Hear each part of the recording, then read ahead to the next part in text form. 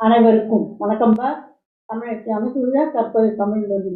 இந்த பதிவில் நாம் காண இருப்பது தொல்காப்பியம் மற்றும் புறப்பொருள் வெண்பாமாலை ஓர் ஒப்பீடு.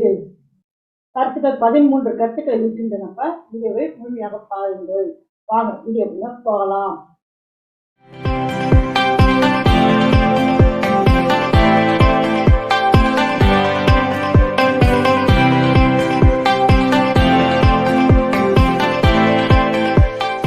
முதலாவதாக தொல்காப்பியர் அகத்திணையை 7ஆக வகுக்கின்றார். புறத்திணையையும் அவர் 7ஆக வகுக்கின்றார். அதான் உரையாசிரியர் என்ன சொன்னாங்க அப்படின்னா, அகங்கை 2 என்றால் புறங்கையும் 2 என்றார் போல ஏழனுக்கு புறத்திணை 7 என்பதே பொருத்த முடியுது அப்படிங்கிறாங்க உரையாசிரியர்கள். அகங்கை அப்படின்னாக்க நம்முடைய உள்ளங்கை 2 தானே இருக்கு. அதே மாதிரி நம்முடைய புறங்கையும் பார்த்தீங்கன்னா 2 தான் இருக்கும். அதனால இது பொருத்தமானது என்று உரையாசிரியர்கள் கூறுகின்றார்கள்.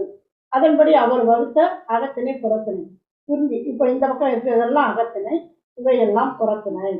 குறிஞ்சிக்கு வெற்றி, முல்லை வஞ்சி, மருதத்திற்கு உழிஞை, நெய்தலுக்கு தும்பை, பாலைக்கு வாகை, பெருந்திணைக்கு காஞ்சி, கைக்கிளைக்கு பாடான் திணை. ஆக இந்த அகத்திணைகளுக்கெல்லாம் இவை புறத்திணை என்று தொல்காப்பியர் வகுத்தார். ஆக தொல்காப்பியர் 7ஆக வகுத்ததை அதாவது புறப்பொருள் வெண்பாமாலையானது 12ஆக வகுக்கின்றது. சரிங்களா? அகத்தியரின் மாணவர்கள் 12 அவர்கள் வகுத்த நூல் பன்னிரு படலம். ஆக அதனை முதல் நூலாக கொண்டு புறப்பொருள் வெண்பாமாலையானது புறத்திணையை 12ஆக அது வகுக்கின்றது.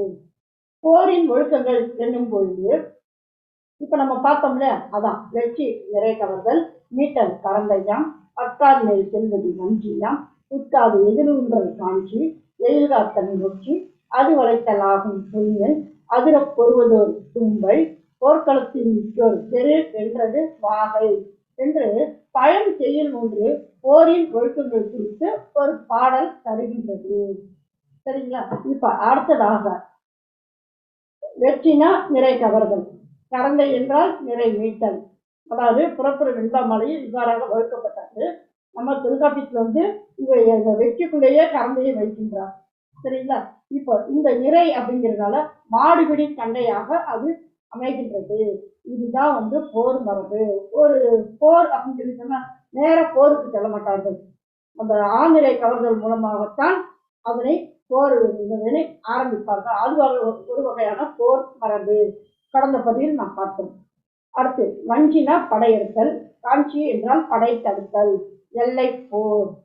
அடுத்ததாக நொச்சி எயில் காத்தல், உழிஞின எயில் வளைத்தல், அதாவது எயில் போர். இதனை கோட்டை போர் அப்படின்னு சொல்லி சொல்லுவாங்க. சரிங்களா? அடுத்து தும்பை அப்படின்னாக்க மன்னர் இருவரும் நேருக்கு நேர் மோதுதல், அது பெரும் போர் என்று கூறப்படும். வாகை என்னும் பொழுது ஒருவர் வெற்றி பெறுதல். சரிங்களா? அடுத்து தொல்காப்பியர் நிறை கவர்தல், நிறை மீட்டல் ஆகியவற்றை என்ன செய்வார் அப்படின்னா வெற்றி திணைக்குள் வைக்கின்றார். அதாவது வெற்றியிலே கரந்தையும் தூக்கி உள்ள வைக்கிறார். ஆனால் புறப்பொருள் வெண்பாமாலையானது தனித்தனியாக அமைக்கின்றது. அதே போன்று படை எடுத்தல், படை தடுத்தல் ஆகியவற்றை வஞ்சிக்குள்ளேயே வைக்கின்றார் தொல்காப்பியர். புறப்பொருள் வெண்பாமாலையானது வஞ்சி, காஞ்சி என்று 2ஆக வகுக்கின்றது. இன்னொரு முக்கியமான கருத்து, தொல்காப்பியர் காஞ்சியிலே நிலையாமை அப்படிங்கிற கருத்துல அவர் அமைக்கின்றார். இது போர்த்திணை கிடையாது என்று தொல்காப்பியர் அமைக்கின்றார். ஆனால் புறப்பொருள் வெண்பாமாலையானது இதனை போர்த்திணையாக ஆக்கி துறைகளை எல்லாம் உள்துறைகளை எல்லாம் அது அமைக்கின்றது. சரிங்களா?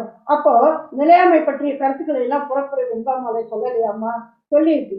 எங்க அப்படின்னா பொதுவியலில் நிலையாமை பற்றிய செய்திகளை தருகின்றது புறப்பொருள் வெண்பாமாலை. சரி, இப்ப பாத்தீங்கன்னா தொல்காப்பியம் இந்த பக்கம் புறப்பொருள் வெண்பாமாலை.